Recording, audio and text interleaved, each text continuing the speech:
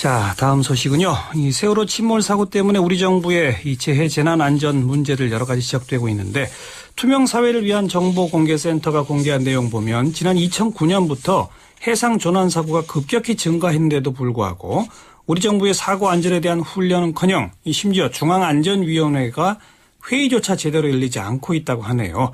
무슨 내용인지 투명 사회를 위한 정보공개센터 강성국 간사 연결해 봅니다. 강 간사님.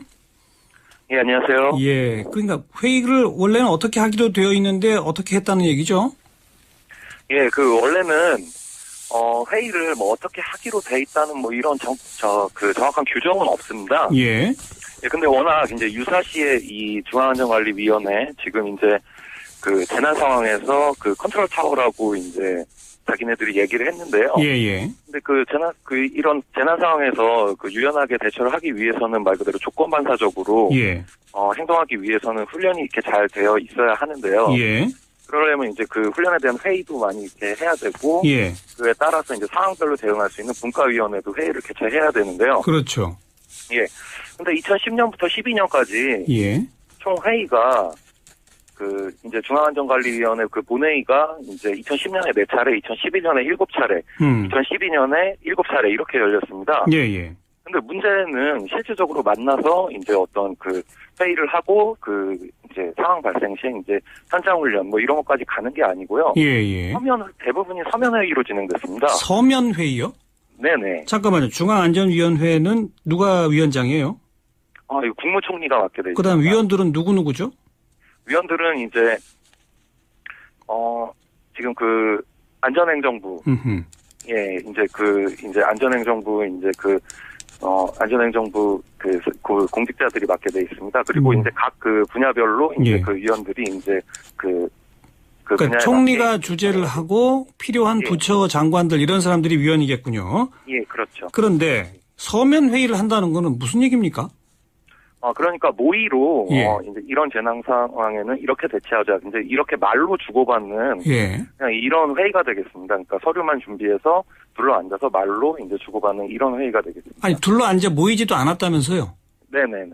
그러니까 서로 서면을 주고받았다고요? 그렇죠. 예. 그 서면은 누가 어떻게 만들죠? 일종의 재난 상황에 대한 매뉴얼이 작성을 해서 이제 그걸 이제 눈으로 확인해서 이제 그걸 서신으로 교환하는 이제 이런 회의가 진행되었던 것 같습니다. 참 무슨 카카오톡 대화도 아니고요. 예. 그러니까 당연히 지금 이런 대응 과정에서 혼란이 오는 건 굉장히 당연한 결과라고 보고요. 예. 아까 말씀하신 중앙안전위원회 내부에 분과위원회도 있어야 한다고 그러셨는데 분과위원회가 있습니까? 없습니까? 분과위원회는 이제 문서상으로는 있다고 되어 있습니다. 예, 근데 이게 어떻게 운영되고 있는지 굉장히 의심스러운 것이 분과위원회는 이런 서면 회의조차 한 번도 개최된 적이 없고 직접 만난 적도 없고 서면 회의도 이렇게 개최된 적이 없어서 실제로 이것이 효력이 있는 것인지 존재는 하는지 의문입니다. 유령위원회로군요, 그러니까. 예. 그리고 2009년부터 해상 조난 사고가 급격히 증가했습니까? 실제 숫자상으로 확인이 되나요? 예, 그렇습니다. 실제상으로 확인이 되는 부분입니다. 그리고 굉장히 공교로운 부분이 이제 2008년 이명박 정권 들어오면서 해양수산부가 폐지됐지 않습니까? 예. 그 이후로 이제 당연히 이제 안전 관련 예산도 많이 줄었을 텐데요. 2009년부터 이제 해양 조난 사고가 증가 추세를 계속 보여왔습니다. 그런데 또 통계 자료를 보면은 선박 구조율, 인명 구조율 이건 증가한 것으로 돼 있다면서요? 예. 그렇다면 사고에 대해서는 어느 정도 잘 대처한 거 아닙니까?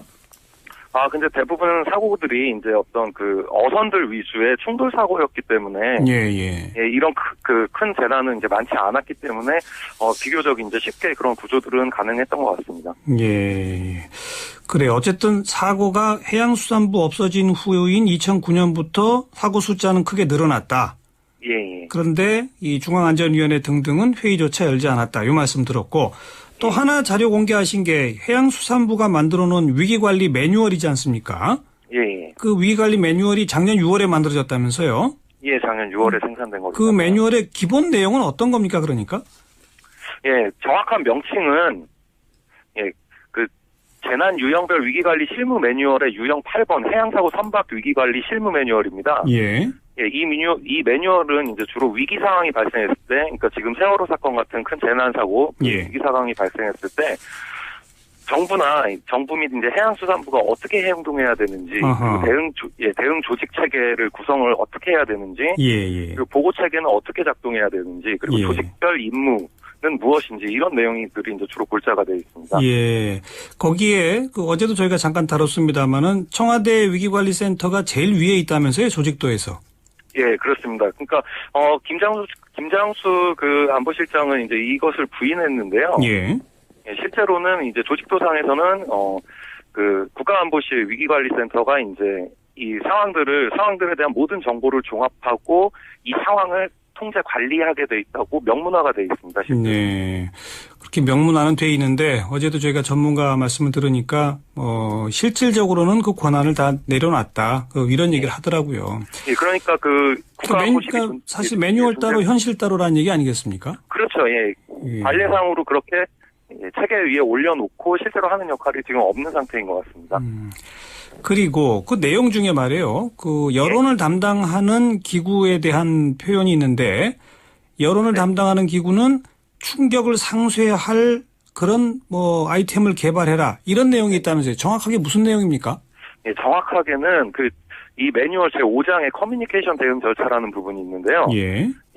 이런 상황 발생 시에 이제 언론을 대응하는 방법들이 설명되어 있습니다. 예. 근데 사실 문제가 된 부분이 사실 길지는 않습니다. 예. 그러니까 이런 식으로 이제 충격을 상쇄해라, 이제 이런 식의 자세한 내용이 있는 건 아니고요. 예. 그저 이제 재난이나 사고 시에 그 충격에 대해서 주의를 돌릴 수 있는 충격 상쇄형 기사 아이템을 개발하라고 명령하고 있습니다.